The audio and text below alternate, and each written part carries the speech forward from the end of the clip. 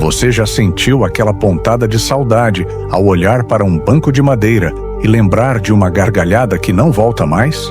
Pois é, o banco da Praça é Nossa é o tribunal do riso mais famoso do Brasil.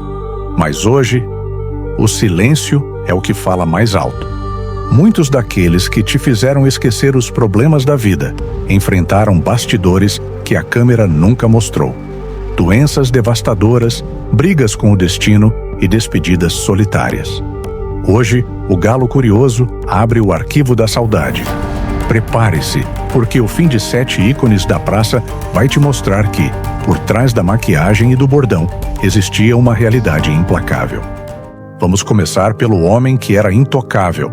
Você via o Ronald Golias saltitando naquele banco com uma energia que humilhava qualquer jovem de 20 anos e pensava, esse cara é imortal. Mas a verdade, meu caro, é que o Golias vivia em uma corda bamba que poucos conheciam. Nascido em São Carlos, ele não começou no humor por talento natural, mas por necessidade física. Ele era um acrobata aquático, e é aqui que o segredo começa. Toda aquela agilidade que você via na praça era um esforço sobre-humano. Golias sofria de problemas graves de coluna e circulatórios, desde a juventude, herança das acrobacias perigosas que fazia no passado. Mas por que ele nunca parava? Porque, mesmo bilionário e com a saúde em frangalhos, ele se recusava a sair do palco. O Golias tinha um medo pavoroso, o medo de ser esquecido. O Carlos Alberto de Nóbrega já revelou que o Golias chegava nos bastidores do SBT, às vezes sem conseguir caminhar direito. Mas era só ouvir o gravando que o corpo dele se transformava. Era uma metamorfose bizarra. Ele se entupia de analgésicos fortes para conseguir fazer as palhaçadas do personagem pacífico. E tem mais. Você sabia que o Golias era um dos poucos que tinha a carta branca de Silvio Santos? Ele podia entrar na sala do patrão sem bater. Mas nem todo esse poder impediu o seu fim melancólico. Nos seus últimos meses, em 2005, o Golias já não era mais o mesmo. Ele lutava contra um câncer de pele que o obrigava a usar camadas e mais camadas de maquiagem pesada para esconder as feridas diante das câmeras.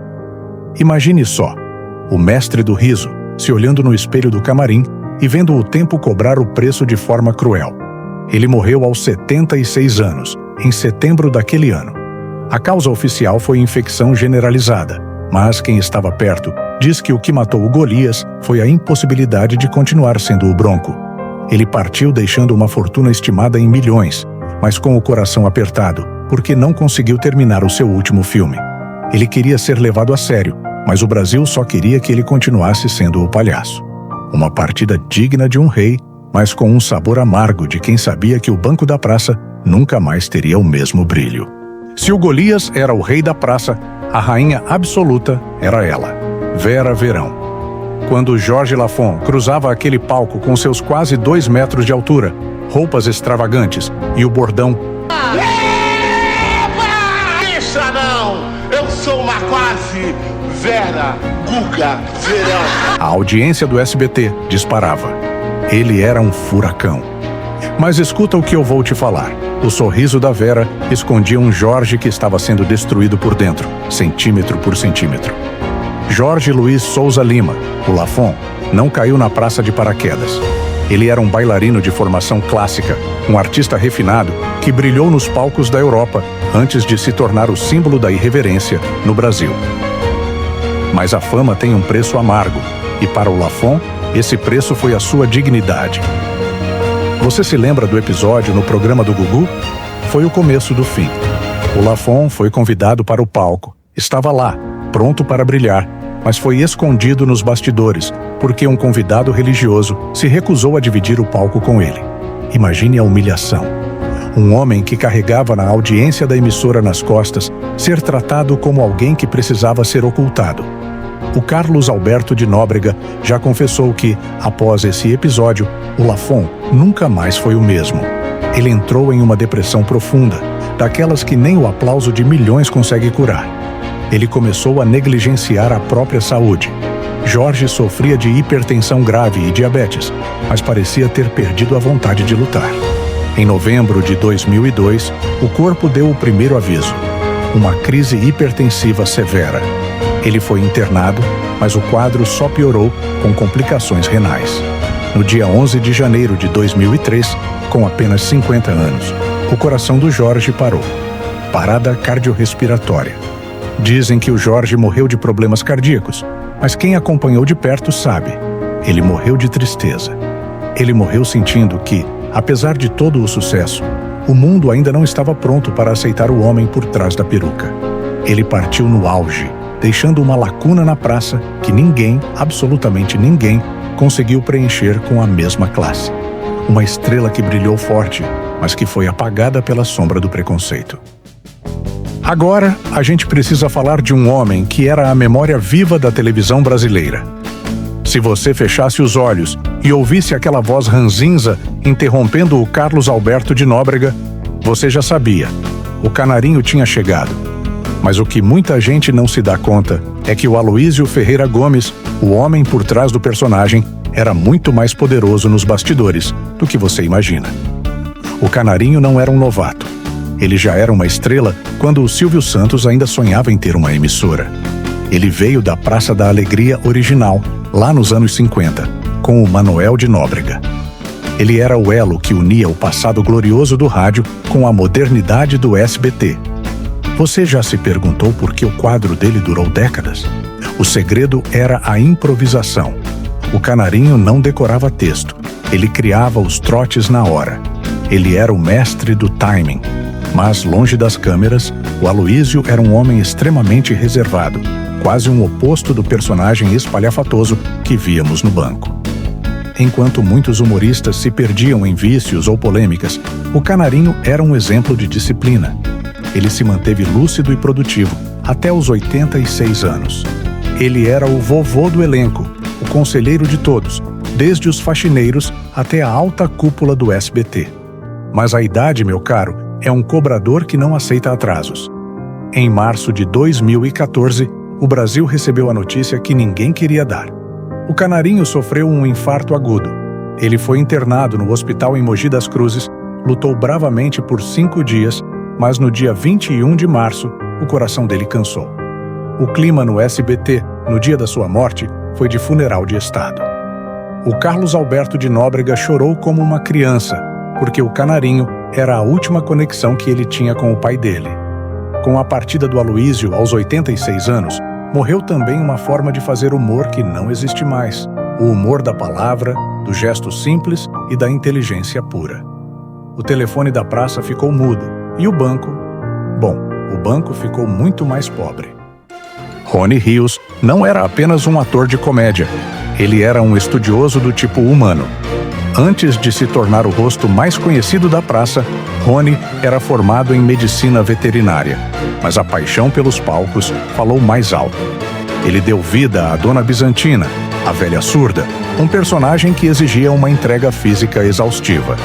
Rony precisava alterar a voz, curvar o corpo e manter uma expressão facial fixa por longos minutos, o que, com o passar dos anos, começou a lhe causar dores musculares crônicas. O quadro da velha surda era o momento de maior audiência do programa. O público esperava pelo embate dela com o Apolônio, onde a surdez seletiva da personagem servia de palco para críticas sociais e piadas políticas que passavam despercebidas pela censura. Nos bastidores, Rony era conhecido por ser um homem de pouquíssimas palavras e extremamente metódico com sua caracterização. Ele mesmo cuidava dos detalhes da sua peruca e da famosa trombeta, objeto que se tornou um ícone da televisão brasileira. A trajetória de Rony Rios na A Praça é Nossa durou décadas, atravessando gerações de telespectadores que cresceram ouvindo seus bordões. No entanto, no final da década de 90, sua saúde começou a dar sinais de fragilidade. Ele foi diagnosticado com um câncer linfático, uma doença agressiva que ataca o sistema imunológico. Rony tentou manter o tratamento de forma discreta, aparecendo para gravar enquanto ainda tinha forças, mas a quimioterapia e o avanço da doença tornaram sua presença no banco da praça cada vez mais rara. Em 16 de maio de 2001, aos 64 anos, Rony Rios faleceu em São Paulo. Sua partida foi um marco divisor no programa, pois a velha surda não era um personagem que aceitava substitutos. Ela era a extensão da alma de Rony. Carlos Alberto de Nóbrega decidiu por muito tempo não colocar ninguém no lugar para ocupar aquele espaço no banco, em sinal de respeito absoluto ao homem que transformou uma simples caracterização feminina em um dos maiores fenômenos da história do SBT. Rony morreu jovem para os padrões atuais, mas deixou um legado técnico de improviso que ainda é estudado por novos comediantes. Viana Júnior foi, sem dúvida, o mestre da paciência e da técnica na televisão brasileira. Interpretar o Apolônio não era apenas sentar-se num banco e ler um jornal. Ele desempenhava o papel de escada, uma das funções mais difíceis no humor, onde o ator precisa de manter a seriedade absoluta para que o comediante ao seu lado brilhe. Natural de São Paulo, Viana começou a sua carreira muito cedo e passou por diversas emissoras, mas foi no SBT que encontrou o personagem que o imortalizaria na memória de quem tem hoje mais de 50 anos. Nos bastidores da A Praça é Nossa, Viana Júnior era admirado pela sua educação impecável e pela precisão com que segurava o riso diante das improvisações pesadas de Rony Rios, a velha surda. No entanto, a vida fora das câmaras tornou-se um drama silencioso a partir do início dos anos 2000. Viana foi diagnosticado com ataxia cerebelar, uma doença degenerativa e cruel que ataca o sistema nervoso, comprometendo a coordenação motora, o equilíbrio e, eventualmente, a fala. Gradualmente, o homem que cruzava os estúdios com passos firmes e um terno sempre alinhado começou a perder o comando sobre o próprio corpo. A situação financeira de Viana tornou-se um tema delicado e triste nos bastidores. Com o avanço da doença, ele foi forçado a afastar-se do trabalho. Os custos elevados com tratamentos, cuidadores e medicamentos consumiram rapidamente as suas economias. Nos seus últimos anos, Viana Júnior viveu de forma extremamente modesta em Itanhaém, no litoral paulista.